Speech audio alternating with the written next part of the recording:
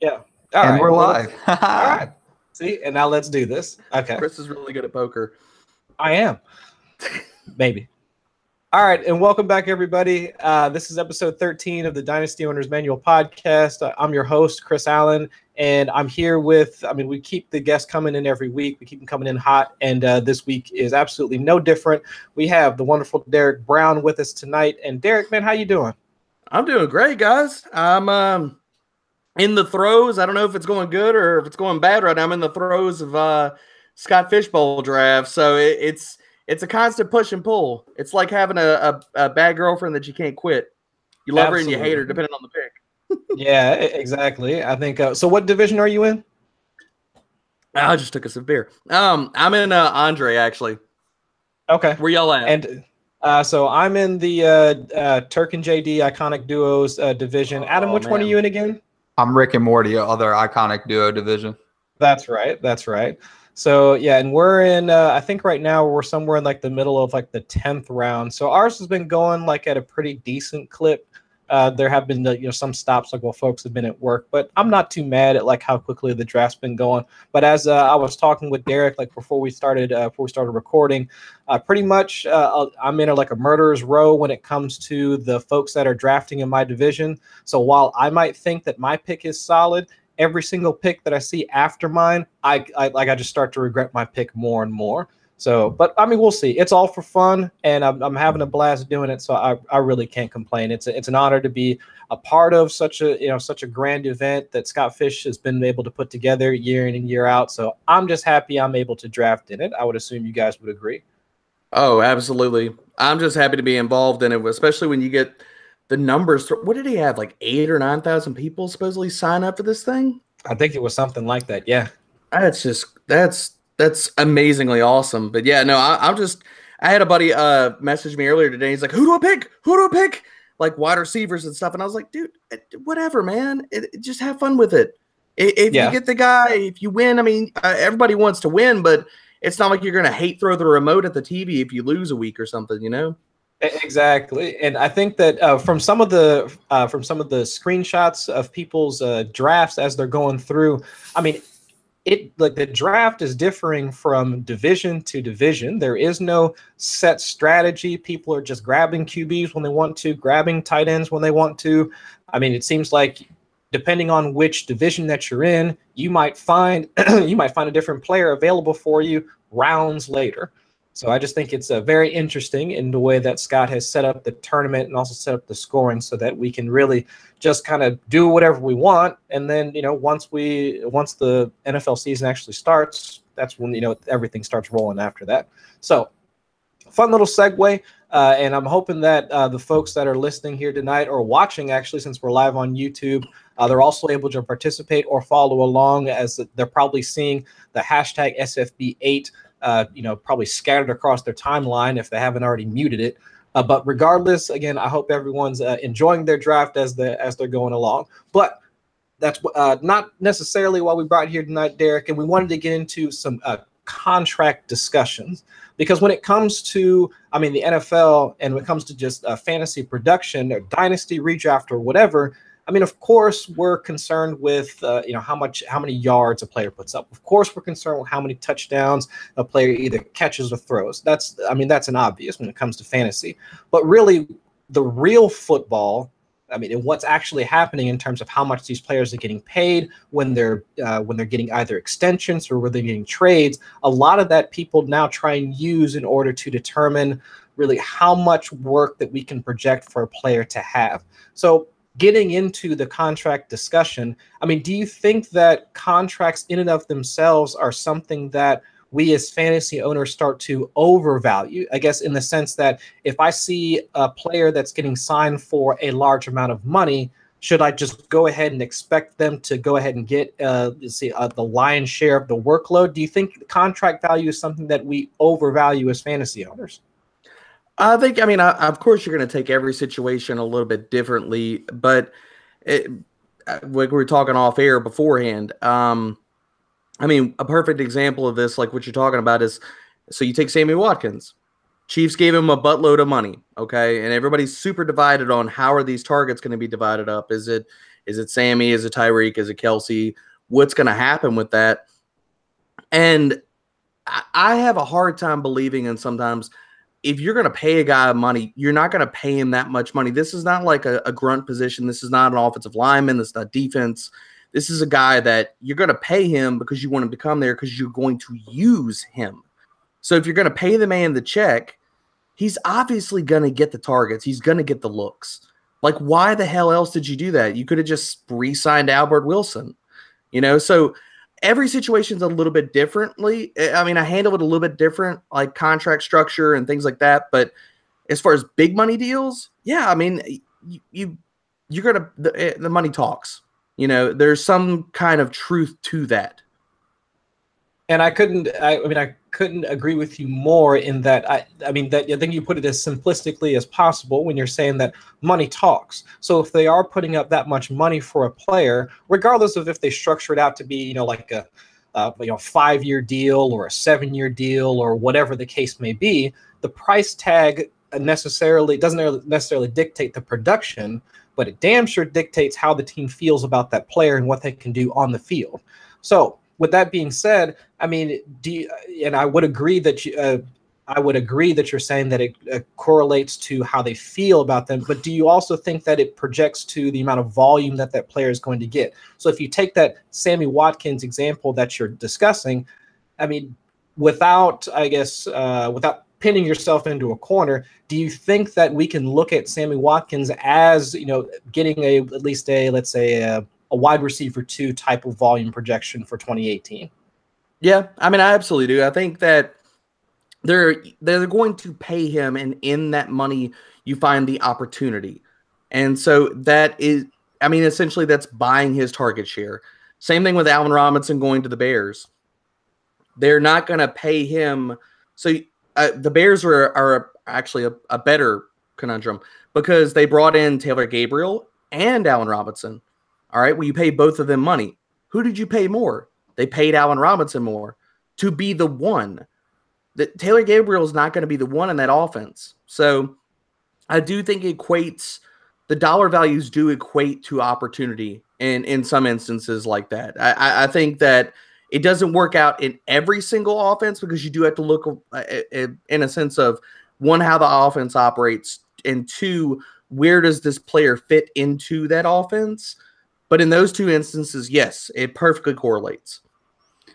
And Sammy's a tough one to crack, in my opinion, because he is so important to an offense outside of targets. But I will say that I lean more towards him getting the increased targets there with the Chiefs.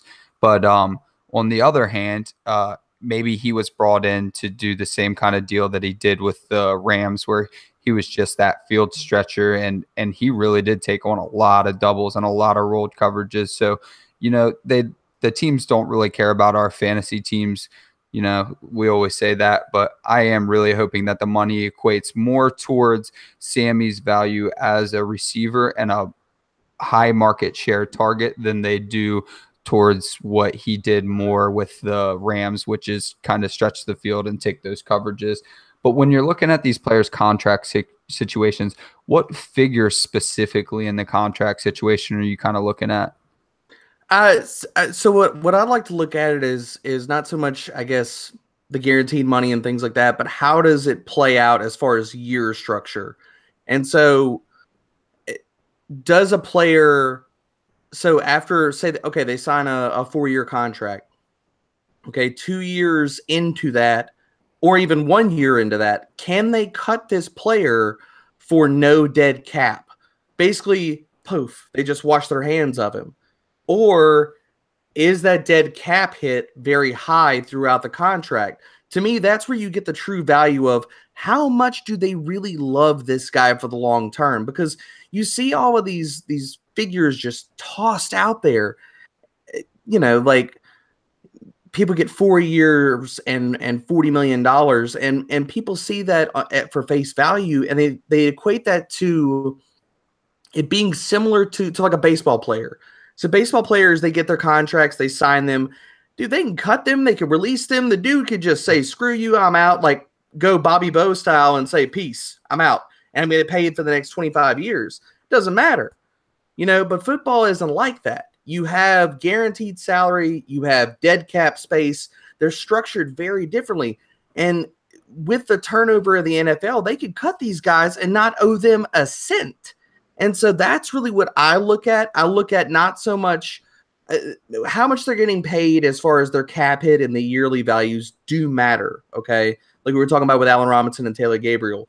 But the thing that you want to know as far as dynasty value, that comes down to dead cap and how that kind of works out, and does that dead cap just slowly trickle off, or does it just drop off the map like with some players? And so then you look at it as more of, it says 4 years and 40 million, but it really is 1 year, 15 million, because they could just say after year one, you got hurt, you sucked, you're not what we thought you were, bye, done, peace out, and you're gone.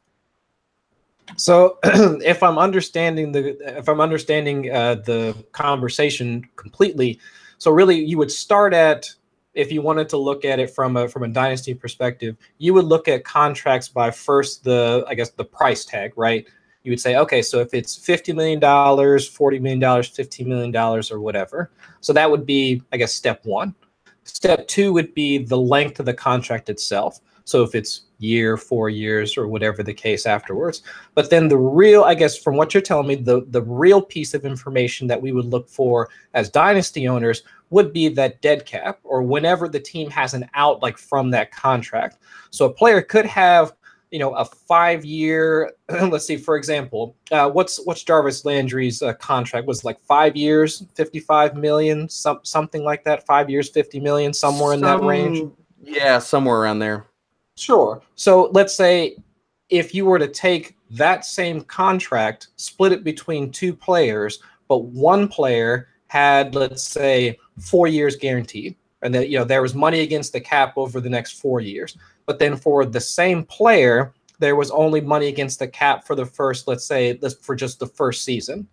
You would think, at least the way I'm understanding it is, that you would think that the player with the 4 years of guaranteed money, or with 4 years against the dead cap, would be valued more than the player with just 1 year. Am I understanding that correctly? Absolutely. That's exactly how you look at it in a nutshell, because then it boils down to, what are you getting as the true length of the contract? Because then the team is on hook for that money for, that length of time. So you brought up Jarvis Landry. Yeah, I mean, he's got, if they were to try to cut him right now, he would be cap hit, roster, signing bonus, everything, 34 million against as far as dead cap goes. That drops to 18.5 next year, 4.5 the year after that, 3 the year after that, and then 1.5, and then he's a free agent. So, I mean, considering he signed a 5-year, $75 million contract, I mean, it's I would read it more of as a 2 to 3 year deal instead of like a true 5-year deal, because an NFL team losing 1 to 3 million is nothing. I mean, that's a drop in the bucket. They can recoup some of that. Now, I mean, that's not to say they won't restructure, but in the essence of this contract, I'd say you look at that more as a 2 to 3 year deal. Okay. And so and especially for a team like the Browns, like who we know have a decent amount of cap space, that wiggle room that you're talking about when it comes to that dead cap space in the 1 to 3 range, that's not going to hurt them that much. But then if you were to look at a team that's a little bit more strapped for cash, like let's say the Eagles, right? Mm-hmm. I mean, they're fairly strapped for cash, at least over the last couple of years. And I think this upcoming year, it would be the same deal for them. Mm-hmm. So that $1 to $3 million, it might hurt them more, but at the very least, it gives the player a little bit more leverage, and then also it allows the team to, I guess, to really reevaluate like how they feel about that player. And like you just said, they can restructure that cash. I think in some cases, to the point where it's not going to be that big of a hit if they do wind up having to cut that player or something of that in that nature. So to me, that makes sense. So if I'm really going to go through and start digging through, like some of the websites that they have available for salaries, like Over the Cap, something like that, that's really the biggest piece of information that I would want to look for in terms of when does that contract really run out for the player, and when does the team then can say that, well, hey, you weren't hitting your targets, all right, because we were looking for you to produce, let's say, over 1,000 yards. Like Allen Robinson, sir, like you're not, you only hit like 600 yards. Bye.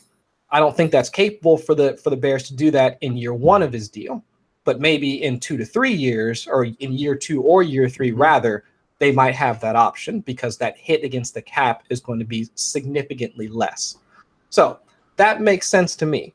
But now, when it comes to just the price tag itself, so if we're focusing on I guess like you said, for Jarvis Landry, $75 million, like, is there a threshold of guaranteed money that tells you that, boom, if it's more than $25 million, I'm just going to go ahead and take that player along with their associated skills, historical, any of their historical production and all that, and just go ahead and continue to slot them into that wide receiver 1, wide receiver 2 position that we've come to expect them to be? Like, is there a range or price tag that says that, boom, that's how I'm going to continue to value them going forward?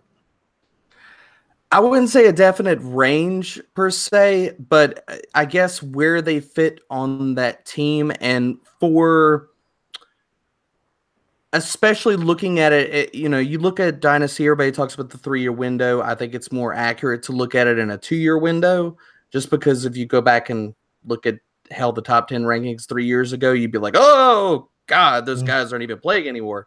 Or you're like Eddie Lacy and you ate your way out of the league. But with all of that, I would look at how it stacks up. Like, okay, because there's a lot of different factors. I guess simplistically, I would look at it, what does that value mean for this coming season? And how does that fit into what this team wants to do? Is the team going to throw a lot? If the passing volume is there, then yeah, sure. Considering passing volumes and schemes and all that kind of stuff, I guess at the heart of it, do I look at it and say, oh, he got paid $15 million, he's going to be a wide receiver 1? Not necessarily if he's going to a team where he's going to be slotted in as the 2. Like when you had a few years ago, they re-signed Randall Cobb for the Packers. There is no way that he was going to overtake Jordy Nelson at that time. That just wasn't going to happen. But they paid up the money to keep a valuable player coming off in a great season. So part of it, where does he fit on the depth chart? But I guess money-wise, look at it for that particular coming season and kind of marry the two together to kind of get where you think he should stand. Okay, and then if I'm gonna like kind of take this and kind of fast forward it over the next year or so, we're assuming that, or actually it's probably be even like less than a year. We look at, let's say, Kirk Cousins' contract, the massive guaranteed contract that Kirk Cousins got. But now if you look at his production and everything that he's done, like while he was in Washington, and then now you compare that to Aaron Rodgers, who has an extension coming up soon. So now I would assume that based off of the, like, relative to his position, if you were to look at all the other quarterbacks and say that, okay, well, Kirk Cousins is getting paid this boatload of money for however long, Aaron Rodgers up for an extension, that would at least factor in, like, the market in terms of his position. That would be a factor. Am I right in assuming that? Oh, absolutely. Like the giant extension that Matt Ryan got, it's just resetting the market constantly, and the value's not going to go down. So you have franchise quarterbacks like that. It's just going to be constantly hit the reset button. What is the new watermark for the best player in the league? And some of that plays into how many more years does he have? If you were to take, okay, two players that re-signed this offseason. So you had Drew Brees re-sign and you had Matt Ryan re-sign. Well, Matt Ryan got the mega deal and the length and all that kind of stuff. Well, he's 5 or 6 years, I want to say 6 years younger than Drew Brees. So some of that factors in too, into play, I guess. But yeah, in the short term of it, yes, that is going to factor in. Is Aaron Rodgers going to get paid more money than Kirk Cousins? yes, unless he's willing to take a little bit less to help the roster or to push the team, to give them money to build the team around him, then yes, he's going to take as much money as he can. He's going to get over what Kirk Cousins did. Which, if I'm not mistaken, I think that's the approach that Tom Brady took, right? He took somewhat of a pay cut, if I'm not mistaken, in order to give the Patriots some flexibility in terms of bringing in new players and whatnot. So that makes some sense then. And that's I think he did that a couple times, if I'm not mistaken. But I think what we're getting at this point is that it's a piece of the puzzle, but it's not the whole puzzle. So if you're making the argument for Sammy Watkins to get targets because of his elite skill set that I believe he has, and to say that he had the role that I thought he had, which was more of a football player, maybe less of a fantasy asset with the Rams at the time, that was just his niche, then maybe you think when he comes to the Chief and you get Pat Mahomes' rocket arm that he's going to get that value. But you add on top the huge contract he gets, and that's just a nice little bonus on top. So since we've been talking about free agency so much, does free agency mean anything different to you by position? Oh, yeah. I think it means a lot. There is a big difference in positions. And a lot of that, well, I'll say if you go with your standard diagram, okay, team drafts player goes through his 4 or 5 year deal, player comes out, now he hits the market, okay? In that case, a lot of times your players are hitting free agency at 26, maybe 27 years old if they get the 5th year option, if they were 22 when they came into the league. So looking at different positions, it's absolutely different. I mean, you have some of these guys that hit free agency. Looking at a 26, 27-year-old wide receiver versus a 26, 27-year-old running back is very different. I mean, because a lot of these, J.J. Zacharyson has done a lot of great work with talking about value in running backs, producing most of their value on their rookie contracts in the first few years of the league and stuff. There's not as many players that hit running back free agency and they're 27 years old. They might have another, 2 years in the league until you kind of see all those carries stack up versus a wide receiver. They have a longer shelf life. So a 27-year-old wide receiver still has, so if you take it for running backs, maybe 2 years, still maybe at peak, maybe 3 if you stretch it. It depends on the workload and stuff and injury history versus a wide receiver. If you take them with the same, you just go apples to apples and you say, okay, just by age and injury histories, the wide receiver should have a longer shelf life. And so, yes, based off of positions, I think that you're not going to see the same type of length out of contracts and the same type of value placed on these running backs once they hit free agency. C.J. Anderson is a perfect example of this. He's 27, I believe. He only got a 1 year deal from the Panthers. For a guy coming off a 1,000-yard season, he was productive. He was productive in a dumpster fire offense around him. So why didn't he get a longer deal versus a 27-year-old wide receiver? Because he's not going to get it. Because at that workload, after all of those touches, his shelf life in the NFL and his effectiveness are going to drop off the map before a wide receiver. And you just segued us into so many different segments that we're going to hit on, because we're about to hit on the Broncos, where C.J. Anderson just came from, and then I can't wait to get into Carlos Hyde and how bad the Browns boned him. But we'll start at Denver.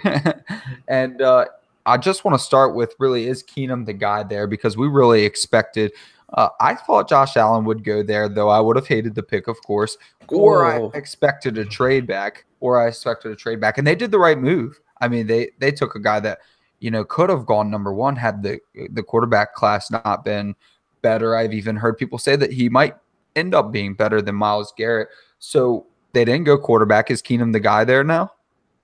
I think Keenum's the guy for the next 2 seasons. His deal is structured. I mean, even if they chose, they'd have $10 million in dead cap, I believe, next year if they wanted to cut him in the second year of that deal, which I don't think they're going to do. I think that he's going to be the guy for the next 2 years. Now, obviously he's the unquestioned starter this year, but going into next season, whether they, considering the quarterback class and how Keenum plays, I think this is make or break for Case Keenum. He could easily establish himself as the short-term franchise guy there over these next, basically probably this year, because this year, if he plays up well, then the Broncos are faced with, okay, because he's not old, okay, he's 30 or 31 years old. That's still, you're basically a puppy as far as quarterbacks go. I mean, these guys are playing until they're 38, 39 years old a lot of times, and you don't see the effectiveness drop off that much, at least not enough where teams can't, make up for that based off of skill position players around them. So if he plays well this year, he could play himself into being their guy. If he doesn't, then next year Broncos go into the draft and they take a quarterback high and you let him sit for a year, or you just let it play out in training camp. But I think Case Keenum, this is make or break for him this year right now. And he walks into a offensive skill position situation very similar yet older than the one he already had. Kind of speaks to my confidence with Jake Butt as well. Huge Jake Butt fan, but I'm also a huge Kyle Rudolph fan. I think the situation's relatively similar, and he has the ability to play. I mean, he showed it last year. He has the ability to play, so I don't see why he couldn't get a long-term deal there, and that would help the Broncos immensely because they seem like a team that's not willing to rebuild, and they'd rather dig themselves out of the dumpster rather than kind of bask in the dumpster a little. So getting into the skill position players, I know you've got the info on Demaryius Thomas and Emmanuel Sanders. So what's up with their contract situations, and how do you see that shaking out going forward? They're both set to be free agents in 2020. You have Demaryius Thomas. Next year, he is going to have a $17.5 million cap hit. They can cut him for $2.2 million in dead cap, versus Emmanuel Sanders, who only has a $12.9 million hit. But if they cut him, they're going to eat $2.6 million. So Thomas is a year younger as well. So next year he'll be 31 versus Sanders being 32. And that's basically how their contracts stack up. I mean, everybody wants to talk about how, they're going to cut both these guys. They drafted a lot of wide receivers and they're gone. They're both gone. And I'm like, really? Is that exactly how? I get that they drafted a lot. They got Deshaun Hamilton. They got Carlos Henderson. I'm blanking on somebody else. There's a third guy there. Sutton. They got Cortland Sutton, supposedly Demaryius Thomas's replacement. And I don't fault that in the sense of how their makeup as players and things of that nature. But do I think that they're just going to sit here and say, okay, 3 guys sitting behind are 2 guys right now that are going to soak up a massive amount of targets this year? Are they going to show enough either on the field or in practice to where, one, we need to get rid of the money that bad, or 2, we have enough faith in totally revamping our entire wide receiver core next season?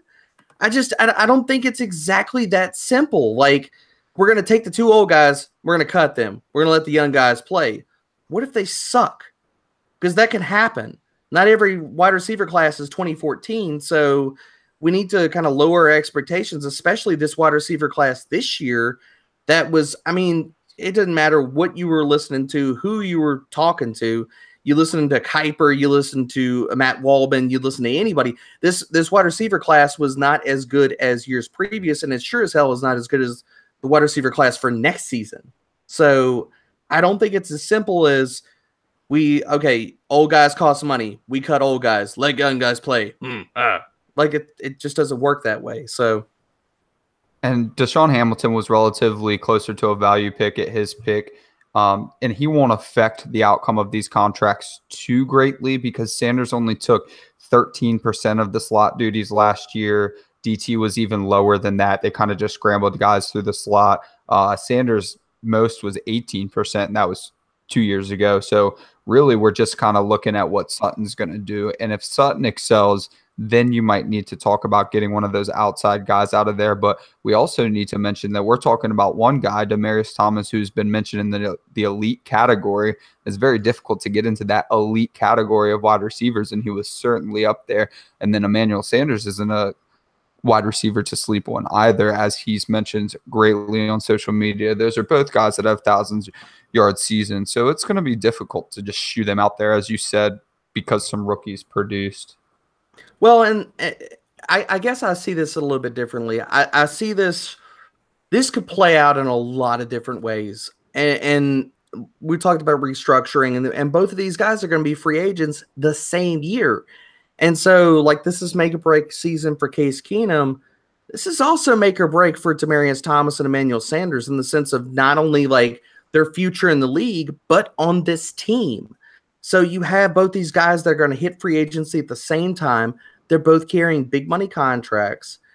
Demaryius still went out there and he put up numbers last year. Emmanuel Sanders he was hurt a little bit, but this season, if that plays out again, so if Sanders or Thomas, one of them plays up, one of them's hurt, if they both play up, then, you got a coin flip going into the offseason, or do you just keep them and ride it out? Or if one of these guys plays well and the other guy fell by injury or just ineffectiveness, I could see this playing out a number of different ways. I could easily see, say Sanders doesn't play well, I could see them restructuring, re-signing Demaryius Thomas, hell, even keeping him, playing Sutton on the outside opposite him, and letting Hamilton play in the slot, because Hamilton was awesome in college in the slot. And so you have to believe in the NFL, that's probably where he's going to profile. So Hamilton's probably the best guy that I think is going to see the most snaps this year, just based off of how he is as a prospect. He's a very good route runner. He gets open. I think he was top 10 in all of college in yards receiving from the slot. So if in 3 wide receiver sets, I think that Hamilton's probably going to see the most snaps out of those 3 young guys that they have there, in Henderson, Sutton, and Hamilton. So if Hamilton plays well, do you re-sign a Demaryius Thomas? If Emmanuel Sanders doesn't play well, play him and Sutton on the outside, and you play Hamilton in the slot, and you let Sanders walk. So this could play out a number of different ways. I guess to sum this up, this is a make-or-break season for Emmanuel Sanders and Demaryius Thomas, and how they both play, I think, is going to factor into what this team does in this wide receiver core going forward. And before you segue us into Cleveland, Chris, and before I get started on our FF statistics trivia, do you have anything left on the Broncos? At least for me, at least when we were talking about some of those scenarios, I guess the only other one, the one that I see happening, at least the most logically in my mind, it goes to the players' skills as they are right now. So at least to me, it looks like with Demaryius Thomas, like most of his game has been big body, athletic, almost along the same archetype as Des Bryant. And then I could see I see Sanders as being more of the, I guess, polished route runner, that type of player, can also operate out of the slot, so on and so forth. So what I see happening, and what I could see happening rather, is that let's say that Demaryius Thomas and Sanders both have, let's say, equivalent years. Let's say they both put up, let's say, 800 yards, 900 yards, 5-6 TDs, somewhere in there. They both have, similar seasons.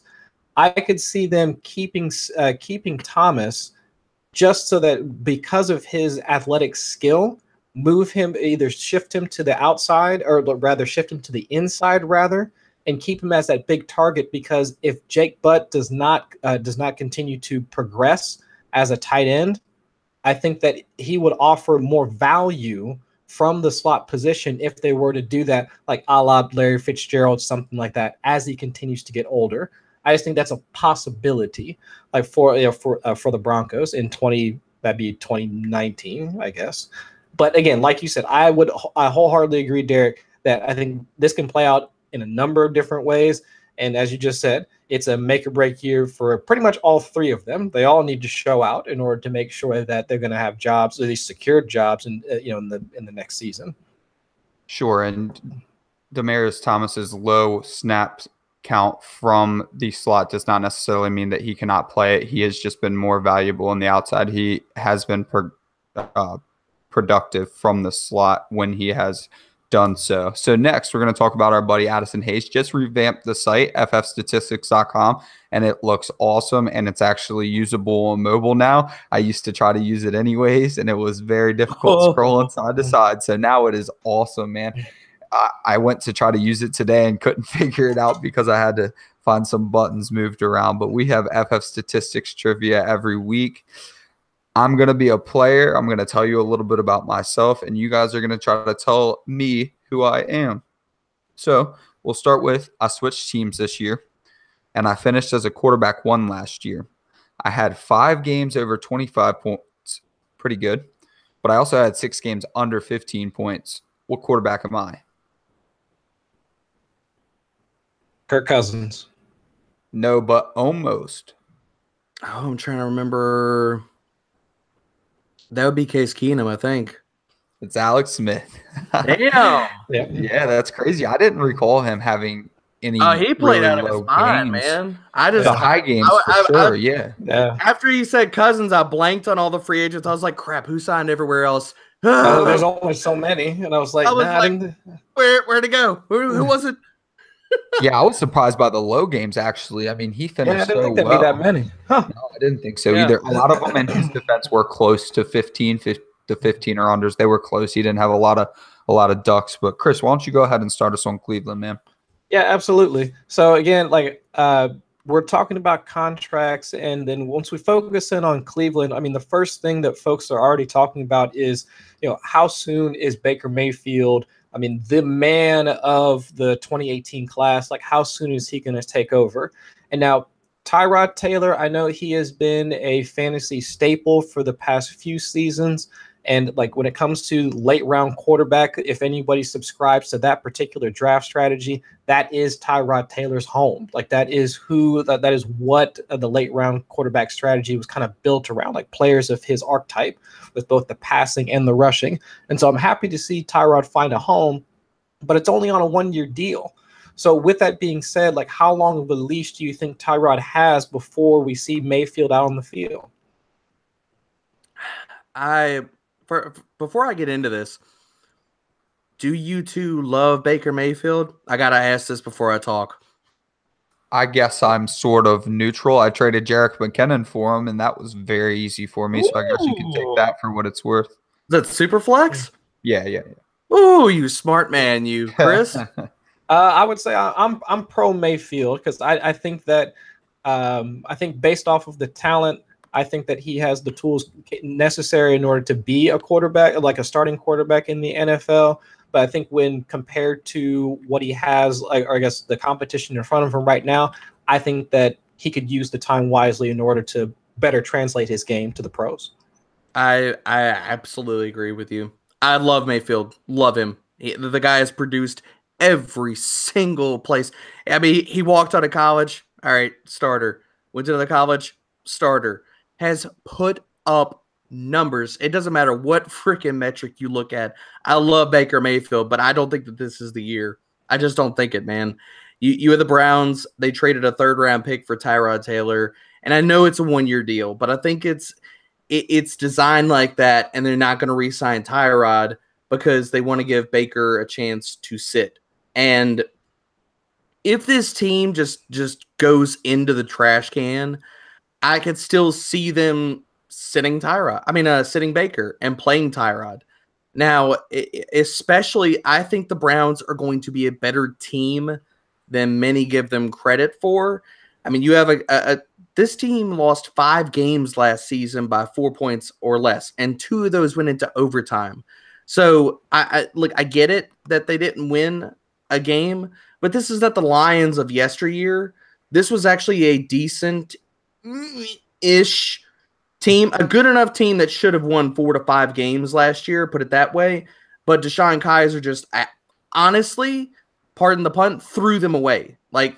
Killed them every single time they got in the red zone or had a damn chance, man. And so I think that Tyrod is going to play all year unless injury or anything else. I think that he will play. I just don't see why you trade a third-round pick. He carries a $16 million full cap hit this year. I don't see why you paid the guy in the 1-year deal to do that. You traded away the draft equity to get him to pull him after a bye week. I don't think that. I think that considering that, you have the man that came from Kansas City is now their GM. I think if anything, you could see a Patrick Mahomes-esque cameo at the end of the season. But past that, I don't think that Baker is going to start a lot of games outside of injury. Yeah, I think that's kind of where I'm at when it comes to that entire situation. I mean, a lot of folks I know they're excited. I know Cleveland's excited after seeing all the trash talk and, Baker grabbing his crotch and, all those other things like, coming through the draft process, and they want to see him play. But at the same time, it's like you need to make sure that you're making the right decision. And while Baker might be pro ready, if you have the option, and the Browns do, in order to have Tyrod start, especially with, as you just mentioned, the contract situation that they placed themselves in by bringing Tyrod on to the Browns, I think they should go ahead and exercise that and let Tyrod, the established starter, in order to, give Baker the time in order to really bring his game to the next level. I'm sure we'll see him in preseason. And like you just said, I'm certain that come week 15, 16, 17, you'll probably see Baker sprinkled in a little bit more. But when it actually counts, like during the first 3 quarters of the season, I'm expecting to see Tyrod. So now moving on, so we go from the quarterback situation, and then now we're going to turn to the running back situation. And now this one, for some reason, it kind of breaks my heart because I am a Carlos Hyde fan. I mean, I'm not going to say that when I'm from Ohio, and when folks ask me like, "Oh, you're a fan of the Buckeyes," I tell them like, "I'm not a Buckeye, I'm a Bearcat," because I went to the University of Cincinnati. That's where I graduated from. But I mean, when you see a player like Hyde, he goes to SF, sits behind Frank Gore, even though everybody sits behind Frank Gore because the man will play until he's 100. But when he left, everybody assumed he was going to take over the job. He plays, gets injured, plays through that. And I think last season, he played admirably. I mean, I don't think that the number of targets that he received is anything that's going to be duplicated. I don't even think Jerick McKinnon's going to get that much, but that's a whole argument for another time. But moving over to Cleveland, and now in the contract that he got here, I was like, okay, so this man has a decent shot to work alongside Duke Johnson. We've got Tyrod. Now that whole offense is going to start to click. And then here comes Nick Chubb. I mean, what are we supposed to do now with Carlos Hyde now that we have possibly the number 1 prospect out of the 2018 class, depending on who you talk to? I mean, a lot of folks thought that, despite Nick Chubb's injury, he might have been the number 1 running back right behind Baquan. But, I mean, now if we're looking at the entire Browns offense, or at least just the running back position, what are we supposed to do with this information? From a dynasty perspective, I was telling people you need to sell Carlos Hyde. But just looking at, because I was looking at the contract as soon as he signed it, they posted up details, and we're talking about websites. I love using, and I'm going to butcher this probably, Spotrac.com. They break things down amazingly. It's my go-to for contract stuff. So as soon as they posted all the details of his contract, I was like, dude, it's not meant to be. You sell your shares, you get out from under this. I'm sorry, man. I got some love for Hyde in the sense that like what this guy has had to play through and things like that, and I get it, but I don't see him as the dude. I just don't see it. Like I think that if anybody had shares of Hyde, they should have been selling them before the draft, because now, man, you're better off trying to go trade for Nick Chubb and riding it out, because you're not going to get 2 cents on a dollar for Carlos Hyde. I mean, the contract just screams from the very beginning they signed him. It screams Cleveland's version of Latavius Murray. Because if you put these 2 contracts up side by side, Latavius Murray came in, he had a cap hit of $2.9 million, 3.5 in dead cap. Carlos Hyde, $3 million cap hit, 5 in dead cap. In second years of this, they both kind of drop off, and the dead cap kind of just slowly kind of inkles out.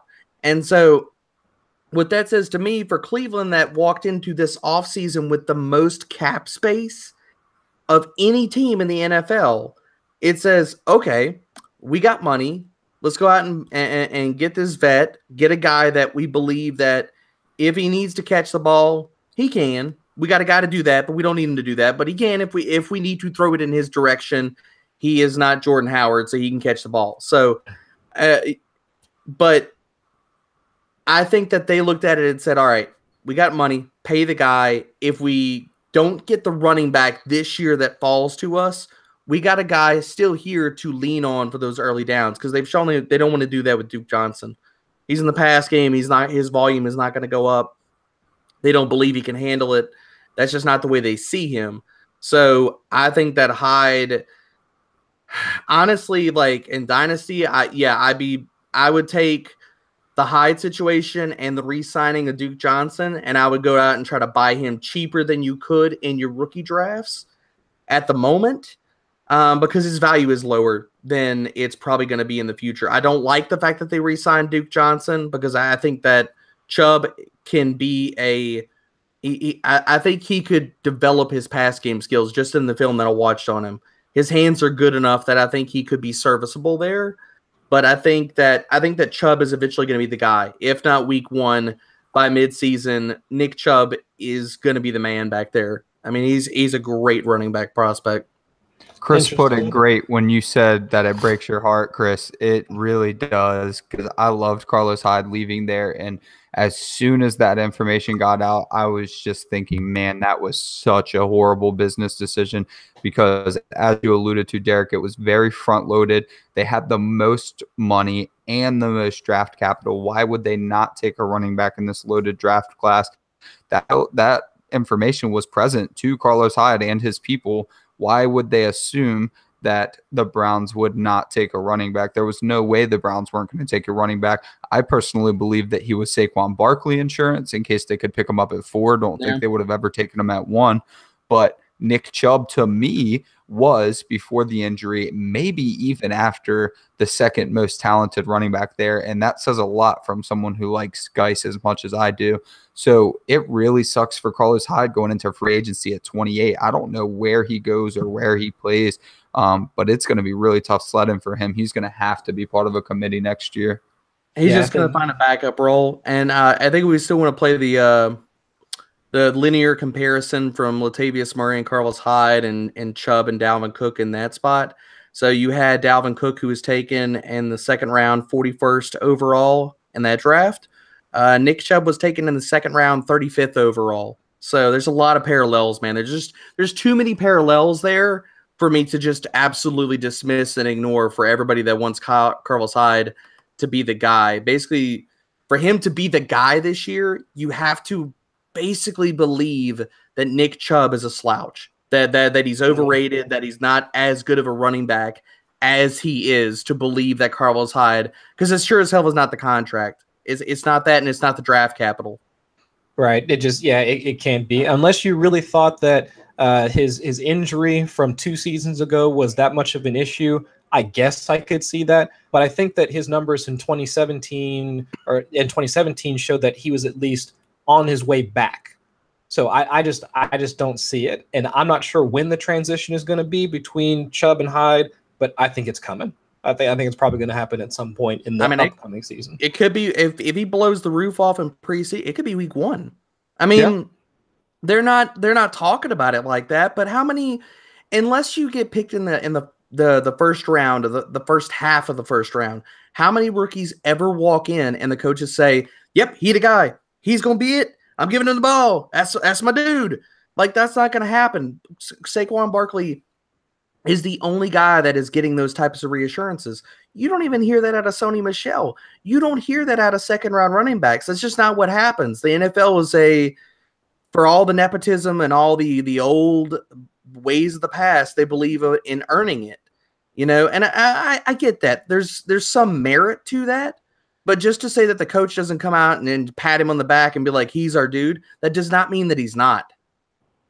Yeah, I totally agree. And then now flipping over to a wide receiver that we mentioned earlier in the form of Jarvis Landry, I think the concern is that in Miami, he was the guy in terms of wide receiver targets. I mean, the man was picking up targets like they were going out of style down there. But now you come into Cleveland and we have established pass catchers almost at every level. I mean, he's working with the alien that is Josh Gordon. He's got Njoku coming out of from the tight end position, Duke Johnson. I mean, so they have other established pass catchers on the team rather. So with his contract, can we still expect to see, I guess, the same type of volume, or does his contract dictate that he's going to still see that same type of role?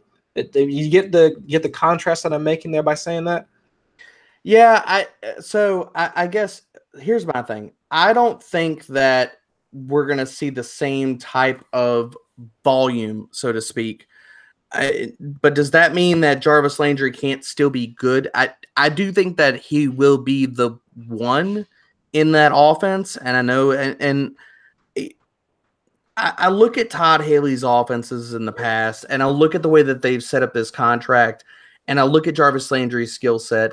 And a lot of people are going to say, well, you know, they're going to give me tons of crap on this because they have all offseason for all my Jarvis Landry love. And that I think he's a better wide receiver than somebody that just runs 5-yard out routes. Just that's all he can do. That's it, period. Man, if anybody's ever watched this dude in some of those Pro Bowl skill challenges and stuff, that guy has got insane hands. He can get open. He can get space. Because they didn't ask him to do that previously, because, I mean, let's not kid ourselves. Adam Gase is not a good coach. It's fact. He's not a good NFL coach. Peyton Manning helped him out a lot. He needs to go give him a high five. But I think that Jarvis Landry is a better wide receiver than what we've seen. And I think that considering the contract, that I think that Landry will be the one. Do I think that he's going to get the same target share? No, in the sense that I think that it's going to even out a little bit. Do I see, Landry, who's averaged, I think, 152 targets over the last 3 seasons, getting that? Not necessarily, considering the weapons around him. I think that he can get into that 120, 130 category because of passing volume and stuff. So everybody wants to talk about Tyrod Taylor, and he's never thrown this many passes in his career and blah, blah, blah, blah, blah, blah, blah. But if you take his per game averages, because none of those seasons are 16 games, then he should finish somewhere around, without an uptick at all, he'd be at about 459. So if you look at Todd Haley's offenses, he runs everything through the wide receiver one. The wide receiver one for a Todd Haley offense averages 26.3% target share. Now, I know that, he's had Antonio Brown. I know that Larry Fitzgerald, okay? But Cleveland's favorite son was also in one of those offenses when Haley was the head coach in Kansas City, and Dwayne Bowe, which not many people might remember that name, but this is all to say that the way that he operates that offense, that I think that they're going to run it more through one wide receiver. Does that mean that Landry gets up into that 160 target range? No, I don't think that. Does that mean that he out-targets Josh Gordon and they use Landry more down the field because they've already come out and said that they are doing that in camp? Yes, I think you could peg him for 120, 130 targets, and Landry is still going to be a top 20 wide receiver this year. All right, so go ahead. Just to piggyback off that real quick, they've shown film of him getting downfield as well, and if you saw the Pro Bowl game that you kind of alluded to, he had that amazing catch downfield, which I want to say was from Alex Smith, but. And that was just like, my goodness, I can't wait till he hits free agency, because somebody has got to use this guy. Now, don't take him completely out of slot. He's probably the best slot receiver in the NFL. Maybe I'm forgetting a few people, but he's got 160 targets, most receptions in 4 years in NFL history. So don't keep him out of the slot, but that guy can probably move around pretty well. So this is a very limited sample size, and one of the things, if you go on Twitter at sportsinfo_SIS, they have amazing info. And one of the things that there's not a big enough sample size to me to truly just craft an article and rub it in some faces. But if you look at Jarvis Landry and his route breakdown from 2016 to 2017, okay, when he ran an out route, I mean, obviously that was most of his targets. Whenever he ran, let me look at this. This is very, very small on this phone here. When he ran, deep post patterns, he only got 6 targets. He caught 4 of them for 65 yards. His completion percentage, his on-target catch percentage were all above average. On the routes that he had, so corner route and post routes, the man only had 16 targets, but he caught 11 of them. So anything that he had an average depth of target longer than, say, like 5 or 6 yards, he was still, I mean, the numbers are there. His catch percentage was there. He showed on the routes that he can get separation. It's just a sample size. So is it enough to say that it's definitely going to happen? I think it's going to happen, considering they already come out in training camp and in a small sample size, the guy showed that he can do it. So do I think that Jarvis Landry is going to be the next Antonio Brown in this offense?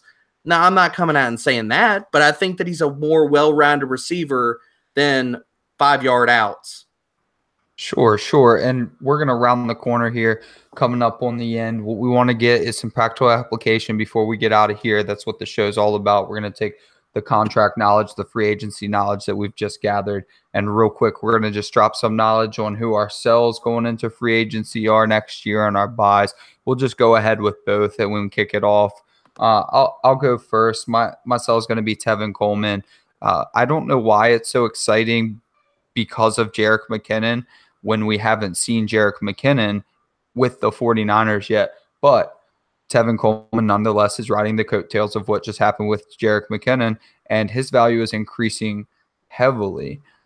Getting into the season, it might even get higher because he's actually good and he actually hits the field still. So I would probably sell Tevin Coleman, not currently, but once he gets on that field and he starts putting up numbers, I'd probably be selling Tevin Coleman going into free agency, because free agency for a running back is scary for me. I'm not going to take the limited sample size on Jerick McKinnon, especially since I haven't even seen him be successful after free agency yet, and go ahead and say that this running back going to be 27 years old is going to be, running back one somewhere, especially since there's very, very few running back ones anywhere.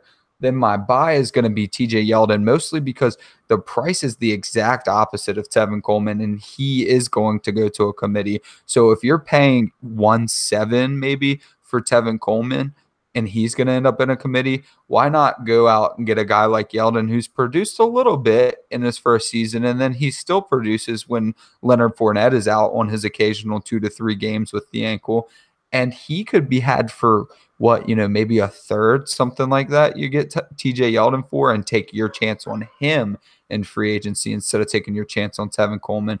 But I'll go ahead and kick it off to you, Derek. Who's your buy and sell because of free agency? So very quickly on Tevin Coleman, I think he was riding on the coattails of Derrick Henry and all of that supposed future RB1 love, which Deion Lewis squashed this year. But my buy has got to be Jamison Crowder, man. I got an article coming out very shortly for Gridiron Experts on Jamison Crowder. I love Jamison Crowder. Walking into free agency, the guy is 24, and I think that there is still immense upside. I think that he's going to get a good contract wherever he goes. I just don't think that we've seen anywhere close to his ceiling yet in the NFL. I like Crowder, and the NFL is going more to these RPOs. They're going more of running the offenses through slot receivers. So to say that, Jamison Crowder is just a slot receiver, that's not a bad thing. That's not a knock. Like people used to say, well, you just run out of the slot. So what? I don't give a crap. They're throwing it to the slot. Let him run out of the slot. That's where he's effective.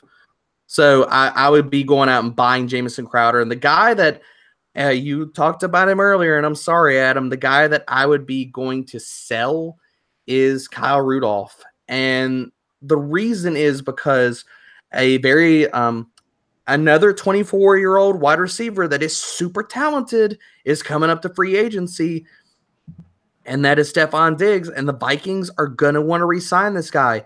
You don't pay Kirk Cousins to come in there and quarterback and not put weapons around him. So is Kyle Rudolph a free agent next year? No. But we're talking about all this contract stuff. The Vikings can cut Kyle Rudolph for none, nada, zero dead cap next year. So if it comes down to a tight end that's going to carry, I want to say off the top of my head, it's between 10 and 11 million for a cap hit versus re-signing their wide receiver one, it's not even a question. They'll cut Rudolph, they'll re-sign Diggs. That's what's going to happen. So if it's for me, with all the Kirk Cousins love, you sell Rudolph, get rid of him right now, and get a young asset, picks, whatever you can, because the value for Rudolph is high right now. So I'd be getting rid of him. That's interesting, considering that especially for this season, I mean, Rudolph is like he's the hot commodity, right? Mm-hmm. I mean, everyone's assuming that with the way that the Vikings ended the 2017 season, I mean, they're cocked, locked, and ready to rock in 2018. And but yeah, I totally understand that. I'm trying to tell myself a story of how Rudolph's value gets even greater after this season. And I'm just not seeing. And now would kind of be the time to sell if I'm looking at it from a dynasty perspective. And so to take us home, I'm going to at least go through both my buys and my sells. And at least from a buyer's perspective, I'm going to take a little bit deep. And I'm looking at the backfield from the Ravens, and I'm going to look at Buck Allen.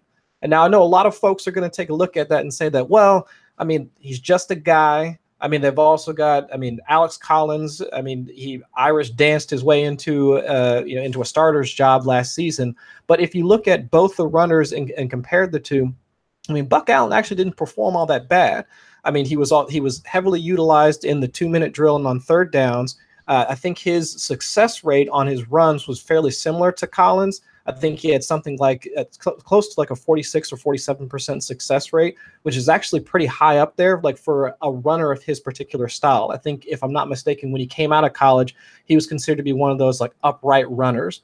But he can also run. He can run on the interior. He catches passes. He's known for his hands, his pass catching acumen.